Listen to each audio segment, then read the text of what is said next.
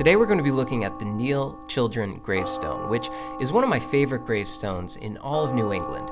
And before we begin, I'm starting a Patreon account, so if you enjoy this content, definitely consider supporting the channel.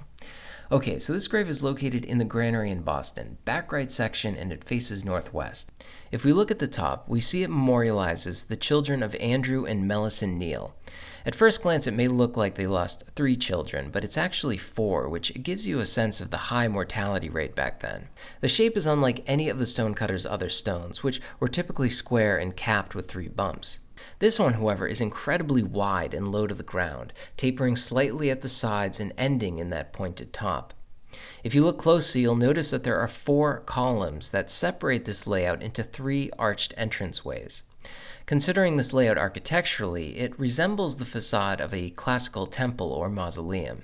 Filling the entire pediment is that haunting death head who stares at us with lifeless eyes.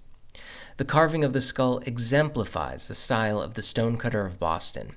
Huge cranium, split skull, hooked eyebrows, close eyes, teepee nose, and grid-like teeth. The wings are absolutely outstanding. They curl below and around the skull and then shoot sharply downwards. Up top, the feathers are ruffled like little coins, and I love how shaggy he left that bottom edge. Below, the feathers are much longer and flare further and further outwards. Its wide wingspan fully encompasses all of the Neal children, a feeling echoed by the Latin phrase tempus edax rerum, which means devouring time. Flanking it are 2 square floral decorations, which are also stretched into the corners of the archways. Another nice touch is the division of these arches, which remind me of the segments of a sundial. Below the center keystones, we find 3 death icons, an hourglass in the center, crossbones on the left, and shovels on the right. The borders are comprised of a thin, elegant line that curves like an S and scrolls into a spiral. When it comes to the epitaph, Elizabeth died in just 3 days in 1666. 5 years later, their second daughter Elizabeth died in 2 weeks, and Andrew Jr. died within 18 months. And finally, if we look at the bottom left, we can see little Hannah Neal's epitaph, which was probably added after the stone was completed and set in the ground. In terms of lettering, you have the classic scrolling 1 that the stonecutter loves so much.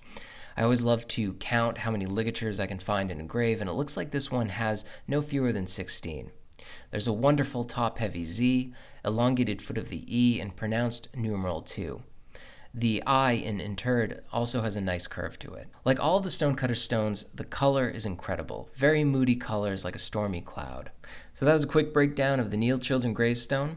Be sure to like, subscribe, and hit those funeral bells for new content.